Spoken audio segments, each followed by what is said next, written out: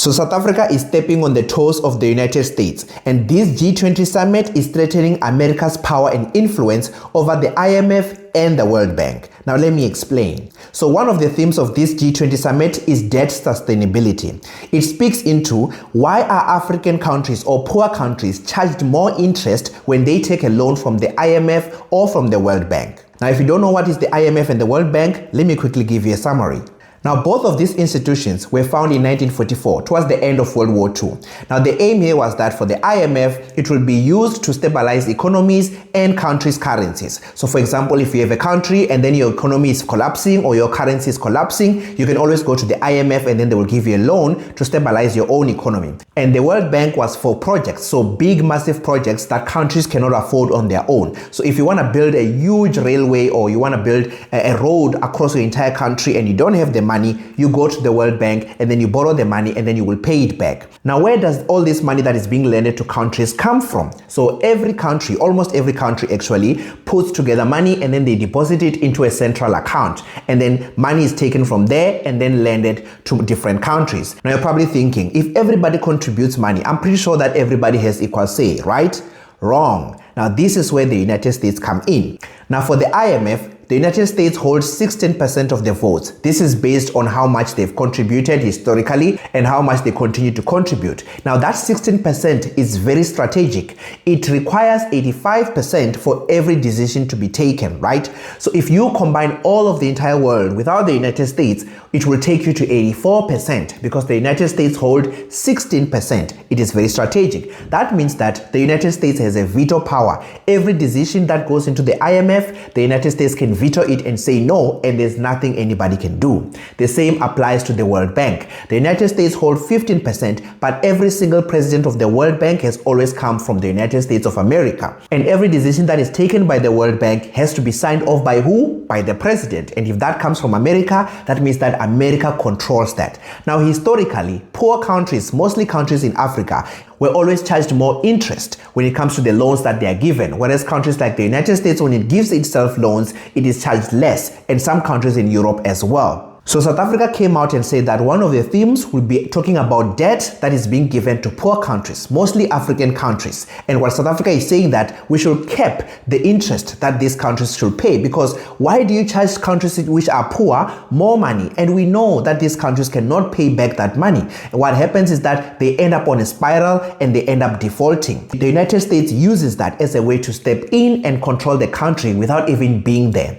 There's a lot of countries, including in Africa, where more than 30% of their GDP is going into paying off this debt, which keeps these countries poor and they can never break out of that debt trap. So South Africa came out and said that this is going to be one of their themes. Now, at first, America wasn't threatened by this because many countries have brought this up in the United Nations, but the Americans have a veto power in the United Nations, so they know that it's not going to get anywhere. But when South Africa brought it up in the G20, that changed everything because the United States doesn't have a veto power in the G20. And if the G20 comes out with a declaration that is used as a direction for the upcoming years, the reason why there was so much drama now, yesterday and the day before, was because America realized that a lot of countries were invited. So that's why Americans came out and said, this doesn't even look like a G20 anymore, it looks like a G100. The G20 had become basically the G100 this past year.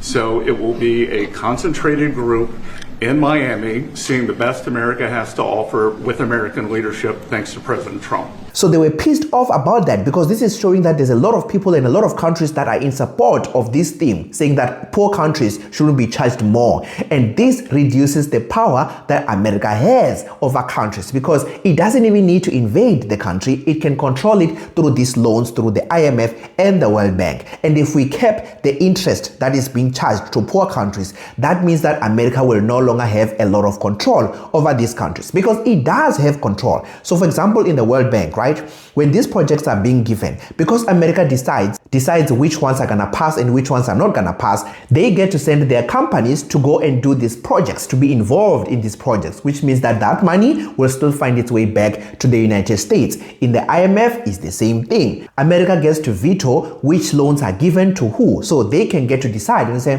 maybe if you change here and here, maybe we might give you the loan. So what South Africa has suggested here threatens the power of the United States. That's why you are are seeing all this uprising that is happening in these past couple of days. I saw the South African president running his mouth a little bit against the United States and the president of the United States earlier today, and that language is not appreciated by the president or his team. Now, before, Europe was not on board, but now South Africa managed to convince them to get on board with the idea of re-looking at these institutions, mostly these two, the World Bank and the IMF. And the reason is because some European countries are also starting to suffer from this. I made a video about France because France is in trouble when it comes to its debt. If you haven't watched it, go and check it out. It's somewhere there on my page.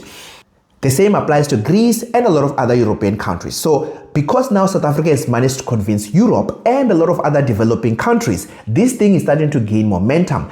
That's why America is saying that South Africa should not dare and make a declaration. Because if it makes a declaration, it means that everybody is on board. This leaves the United States in a very awkward position. So this is why the United States is very angry right now at South Africa, because South Africa is starting to step on its toes. It's starting to step on a territory where the United States feels like this is our territory. Don't touch the IMF, don't touch the World Bank, and that's exactly what South Africa has done. Now, if you like this kind of content, please like and subscribe, repost this video, and go and subscribe to my YouTube channel. The link is on my bio. This is where you can stay updated. So if you like this stuff, go and subscribe, and I will see you there.